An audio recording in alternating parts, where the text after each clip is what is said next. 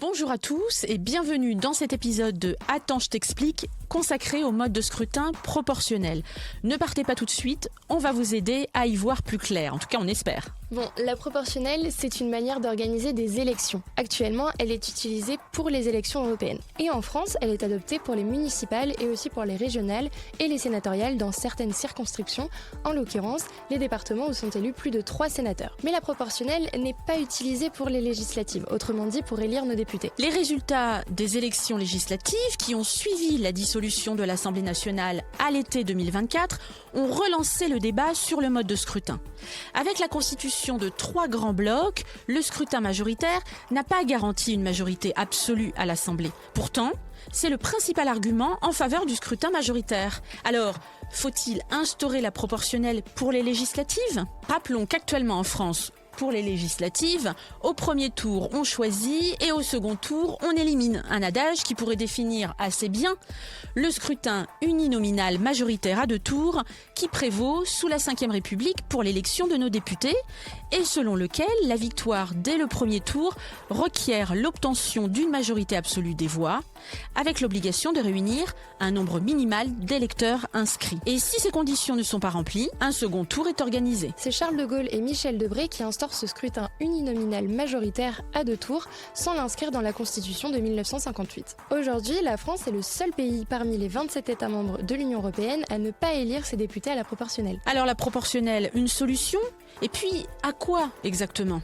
Pas si simple de répondre à cette question. Déjà, il faut savoir que ce mode de scrutin attribue les sièges selon le nombre de voix, d'où le terme proportionnel. Il ne concerne que les élections pour des listes de candidats. Il ne peut pas être utilisé dans un scrutin uninominal quand une seule personne est à élire, comme l'élection présidentielle par exemple.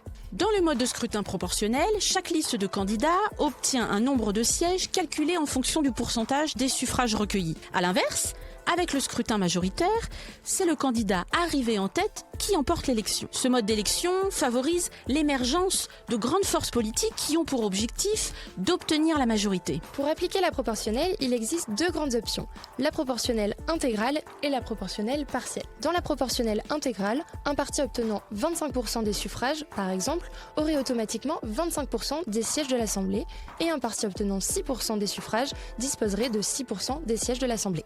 Les petits partis seraient donc mieux représentés. Mais tout ça, Amélie, c'est en théorie, parce qu'il n'y a pas qu'une seule proportionnelle. Sous une même appellation, plusieurs choses peuvent varier. D'abord, le mode de calcul pour la répartition des sièges. Dans les faits, le nombre de suffrages n'est jamais divisible par le nombre de sièges, et il faut bien répartir les suffrages en plus. Et tout dépend du mode de calcul utilisé pour la répartition des sièges. La proportionnelle, elle dépendra de la désignation des circonscriptions et leur nombre. La France entière égale une circonscription. S'il n'y a qu'une seule circonscription, chaque électeur vote pour une liste de 577 députés. Ou alors, un département égale une circonscription. La proportionnelle, elle dépendra aussi de l'instauration ou non de seuils d'éligibilité.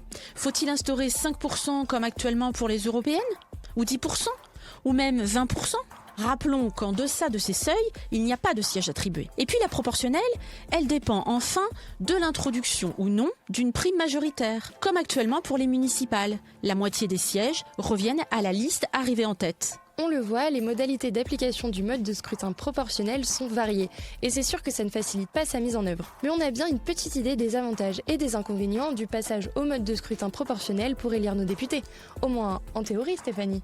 Eh bien, Amélie, pour ses défenseurs, le mode de scrutin proportionnel peut contribuer à résoudre la crise de la représentation en aidant les partis politiques, en particulier les plus petits, à trouver leur place au sein de la représentation nationale à proportion des votes que chaque parti a obtenus. La proportionnelle offre, pour ses défenseurs, une meilleure lisibilité des votes et une représentation plus fidèle de l'opinion publique. Et ces avantages pourraient donc encourager les électeurs à aller voter et faire reculer l'abstention, non ? C'est ce que pensent en tout cas les défenseurs de la proportionnelle. La proportionnelle faciliterait aussi, selon eux, l'adoption d'une culture du compromis à l'Assemblée nationale, puisque les partis n'auraient pas besoin de se rassembler lors du second tour. Mais pour ces détracteurs, la proportionnelle pourrait, en donnant plus de place à des plus petits partis, engendrer une instabilité gouvernementale, la majorité absolue étant plus difficile à obtenir avec ce mode de scrutin. Et c'est d'ailleurs ce qui était reproché à la 4ème République, jugée trop instable et qui a encouragé De Gaulle à instaurer en 1958